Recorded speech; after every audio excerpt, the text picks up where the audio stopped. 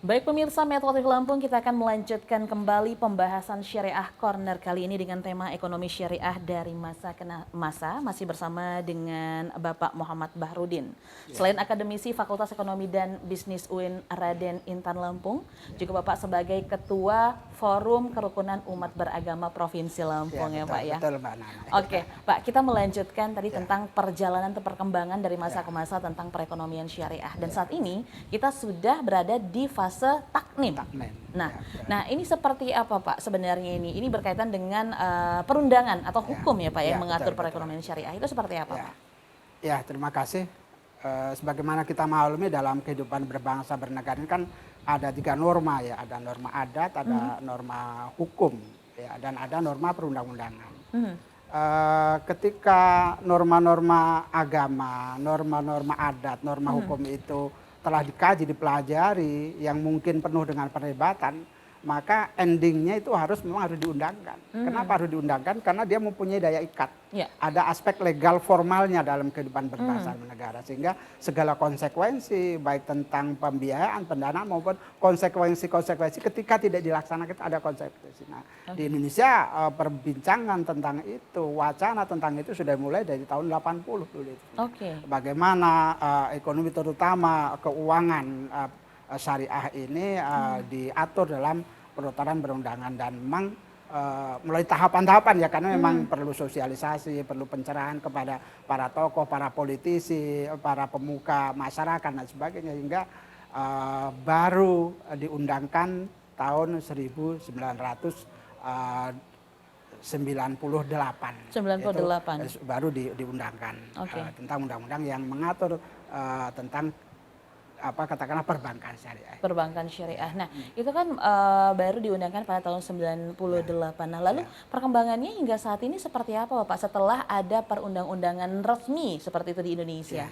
Ya, setelah diundangkan itu goodwill, political will dari pemerintah saya perhatikan sangat besar, sehingga sekarang sudah ada KNKS, Komite Nasional Keuangan Syariah. Ya. Kemudian sudah ada yang namanya SBSN, Serikat Berharga Syariah Negara, termasuk pembangunan UIN Raden ini difasilitasi oleh Sukuk atau SBSN, Serikat Berharga. Ini tidak akan mungkin kalau tidak ada payung undang-undangnya.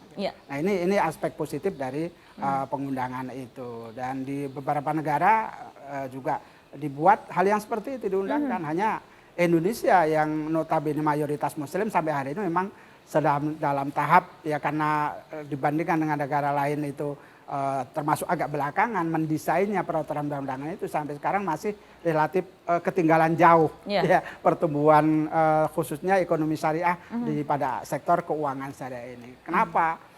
Sampai hari ini market share kita tentang keuangan syariah masih kecil, kisaran masih 6%. Sementara di Malaysia tetangga kita yang notabene penduduk muslimnya lebih sedikit persentasenya, itu sudah sampai hampir 30%. Kalau Saudi jangan ditanya, Saudi di sana beberapa negara Arab sudah di atas 50% market share ke ekonomi syariah. Nah, kita sedang dalam proses ke sana itu untuk bagaimana ke depan semakin membumi keuangan syariah. Oke, nah sebenarnya Pak, kita telat dalam perundangan itu berarti? Iya, betul. Makanya kita agak sedikit terlambat pula perkembangannya. Iya, betul. Oke, nah lalu tokoh-tokoh yang berpengaruh Bapak dalam perekonomian syariah dari masa ke masa, dari zaman Nabi terlebih dahulu dulu hingga saat ini seperti apa Pak?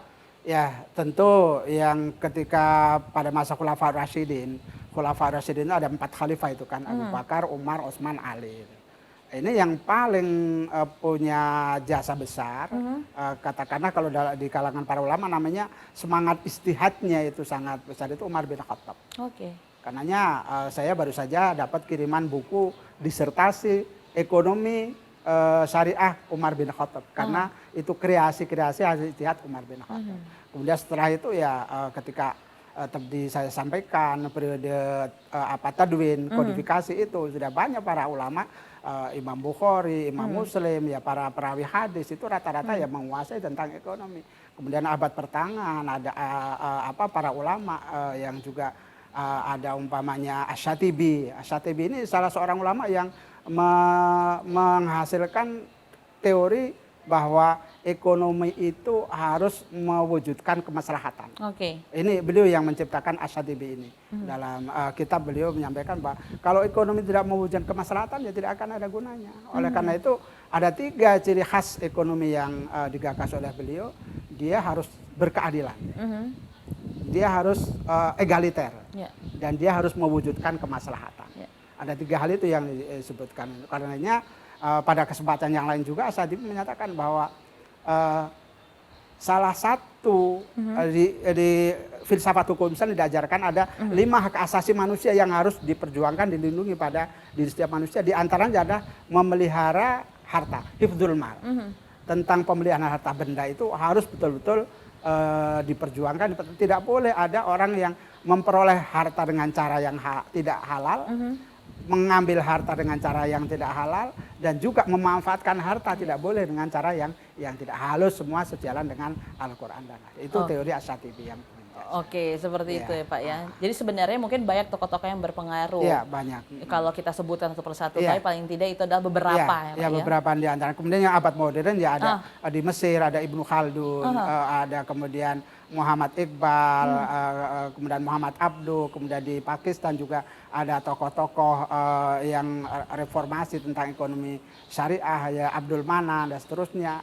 Nah di Indonesia ada yang sekarang jadi wakil presiden, itu jasanya besar sekali itu Pak Kiai Haji Ma'ruf Amin, kemudian ada dulu Kiai Ali Yafi, kemudian ada Karnain Parawata Atmaja, kemudian ada Safi Antonio dan beberapa tokoh yang lain yang mungkin secara tidak bisa disebutkan satu persatu, tapi di Indonesia juga sudah mulai. Nah sekarang di beberapa perguruan tinggi keagamaan Islam seperti UIN, IAIN, Sekolah Tinggi Agama Islam itu sudah ada fakultas ekonomi yang ini nanti akan katakanlah memproduk beberapa sumber daya insani untuk membackup perkembangan ekonomi syariah ke depan. Oke Bapak, kita jeda kembali Bapak. Nanti kita akan kembali dan melanjutkan perbincangan di Syariah Corner kali ini. Pemirsa Metro TV Lampung, jangan kemana-mana, kami akan kembali sesaat lagi. Tetaplah bersama kami.